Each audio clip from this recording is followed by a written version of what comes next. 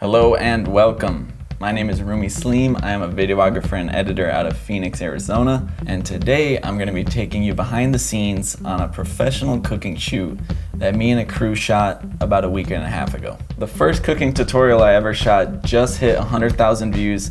Thank you for watching that. I wanted to make a secondary video where I kind of talk about a little bit more advanced techniques and just some tips and tricks that you can use to take your cooking videos up another level. The things you're gonna learn in this video are the set design, how we created the set, what kind of objectives we had in that, the camera setups, what cameras we used, what lights, and then we're gonna kind of transition into what I think is the most important thing, and that is what is it gonna take for you to be successful on YouTube, and what kind of content can you actually create that is the best bang for your buck and brings the most value to you in your life. So a quick overview, Sally is one of the biggest baking blog recipe creators on the internet. So she wanted about 7 or 8 videos that address certain issues like top 10 baking tips, and she wanted them to put onto her blog and her website.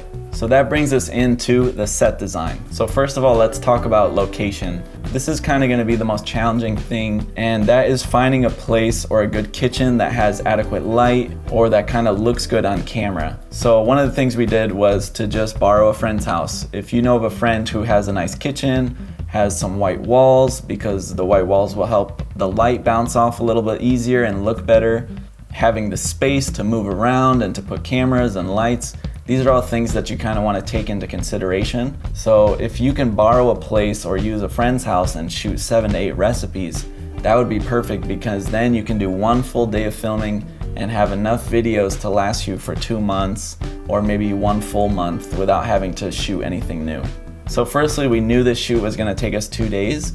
So if you're using natural light, the natural light for video is going to change. Therefore, your shots are going to look different, which is why in the first video I always talk about having your own lighting setup that is consistent, that you don't have to change or move around. There were windows all alongside of the room, so we had to go and block those because we don't want the light to shift, the sun is going to move. So we just used some aluminum foil to kind of cover that up so it wouldn't be a problem and the lighting would stay the same throughout the whole day of shooting. We had a 3-point lighting setup. We had our key light pointing up at the ceiling, and that just gave an overall glow to the whole room. It brought up the light and everything. And then we had a fill light on the side to just put a bunch of light on her. And then we had a light in the back called a rim light that kind of just gave a glow behind the hands, behind the movement, and just made that 3D effect of the entire image. So we had a whole cart just full of bowls and different things that we knew that we might use. But most importantly, it kind of comes down to your recipe. If you know you're gonna be making cereal, you know you're gonna need a bowl, you know you're gonna need a spoon, milk, the cereal. You wanna have everything prepared and ready, and that's why we had a production assistant on set who has a list of all the things we need, has a list of the shot list that we need, and everything that we have to shoot that day ready and prepared for us so we don't overlook anything. When you have a checklist and something that you've created beforehand, you won't make those mistakes for your own videos. So for the cameras, we have 2 of the main cameras, which are Ursa Minis. These are kind of film cameras that you're probably not going to have when you shoot, but we have 2 main cameras. One of them is going to be an overall wider angle shot of the whole subject that we're shooting.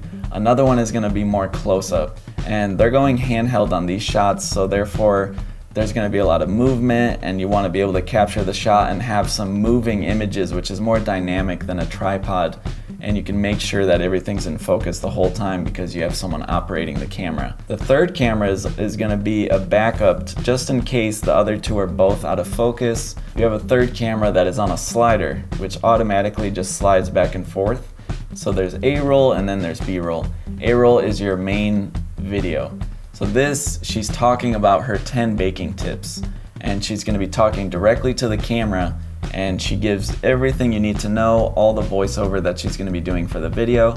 And then we're going to go through and shoot all the B-roll, which is she's not talking, she's just creating the recipe, and you're shooting that video to overlay on top of the other one. So you could do the exact same thing, set up your camera somewhere in the kitchen, go through all the steps, have them written down. Step 1, add butter. Step 2, add flour. Go through the entire recipe and make sure you get everything out with words if you're doing the voiceover. And the point of having these 3 cameras or 4 cameras, whatever you're doing, is just so you can always have the shot and have a multitude of shots which keep the audience engaged with your video. So now I want to kind of transition and talk about your channel specifically. And so now you have to kind of figure out, do you want to do this as a career and make money? Or do you want to do this as a hobby and just do it for fun to share with your friends? Whenever someone would comment on the last video that I did, I would go through and I would kind of watch their videos and see what they had. And a lot of them were the same style, over the top, shooting down. And there's nothing wrong with that. That is a great style, but it's so overused. Every single blog has that style. There's so many. The market in YouTube is just saturated with tons of those types of videos. If you want to do it as a career, that means you want to make money off of it and you want this to be your main source of money. First of all, monetization, which means you're getting paid from YouTube. You need 4,000 hours of watch time and 1,000 subscribers just to receive your first check. If you kind of break that down, you're going to need 240,000 minutes of watch time. So think about the amount of time that it's going to take you to do that. It's going to take you probably 3 hours per video if you streamline everything. 1 hour to shoot, maybe 1 hour to edit, maybe 1 hour to set up. You could probably do 4 or 5 in a day, depends how fast you are. Think about the time it's going to take you to go to the grocery store, how much money you're going to be spending on groceries. You have to make 200 to 300 videos that are a minute long of this style to kind of hit your mark for time watched, and just the time is going to take you is going to be so much time. So you have to really think about, you're not going to make 1 or 2 of these, maybe 10 of these, and then just blow up on YouTube. It's going to be so rare for that to happen. What is a better way to get that watch time? What is a better way to get viewers engaged? I think the best cooking videos, and the ones I recommend if you can do them, are the ones that are a little bit more personable. Things like the ones where people are actually on camera, you get to talk to people, you get to create a 7-minute recipe video, talk about what you did yesterday. Those sort of videos do much better, but you also need sort of a personality. You need to practice your skills on camera. This shit is really hard, it's uncomfortable, it's weird. And so if you can do that, you have the ability for people to fall in love with your personality instead of just seeing a recipe, which is not personal. It doesn't engage you as much. So a lot of the best cooking channels are people who put their voice into it or put themselves on camera. So if you did 10-minute videos, instead of making 240 videos that need 1,000 views just to hit monetization, you can make 24 videos at 10 minutes each. That's much more reasonable, a little bit easier to do, and it's gonna help you begin to make money on YouTube much quicker. So if you're just doing this for fun, yeah, spend the 2 hours on the weekday to show your recipe to your friends and share it and get some likes. But to actually make money and do this as a career, you have to really sit down and think about, how long is this gonna take me? What is it gonna take, and how can I create a step of action, kind of get to where I wanna be and get monetized on YouTube? I hope I didn't just crush all of your YouTube cooking dreams, but really think about it and think about, do I just love to cook?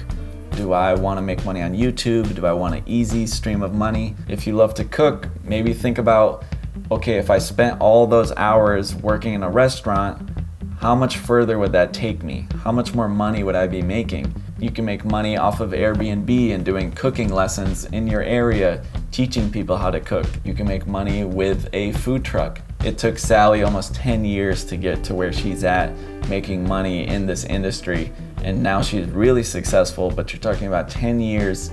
Every day she created recipes, she researched recipes, she came up with ideas, she worked on her blog, she went on YouTube, she went on Instagram. She did this for 10 straight years to get to where she's at. So really try to think about this and really spend the time. Do I want to spend a few weeks working on this and hope that I'm gonna get a return and people are gonna watch it and I'm gonna blow up?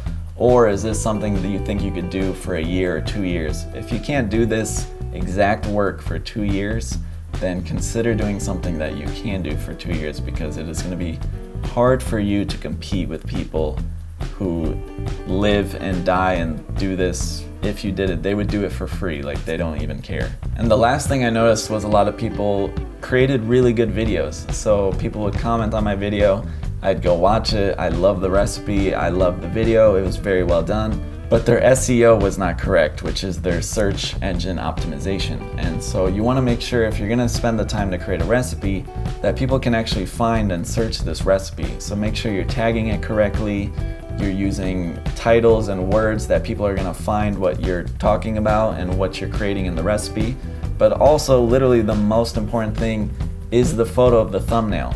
It doesn't matter if you're the #1 video on that search, if your thumbnail doesn't look good and it doesn't look appetizing and you're talking about food, so you want to capture them right off the thumbnail. Make sure after you shoot your food, style it, take a photo of it, and use that as your thumbnail. Make sure it's high quality, because that is going to be the first thing that they see before the recipe that you even created.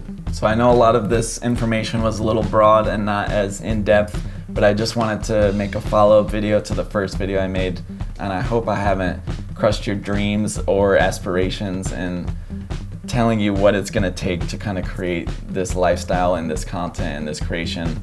I started doing the same thing. I created about 8 to 10 cooking videos. I thought, wow, this is really fun, I could do this. But then after a few weeks, I got really bored of it. It takes a lot of money out of your pocket doing grocery runs and always cooking. And so I thought, you know what, maybe this isn't for me, and maybe that's something that you might have to go through, but I want to save you the time and effort to really sit down and think about, is this what I want? Is this what I want to do every single day of my life? And is this how I want to get paid? I think there's better ways. I think there's a lot of creative ideas that you can come up with. And if you truly, this is your goal, then put in the work and make it happen. And thank you for watching. Please subscribe, and I'll see you guys later.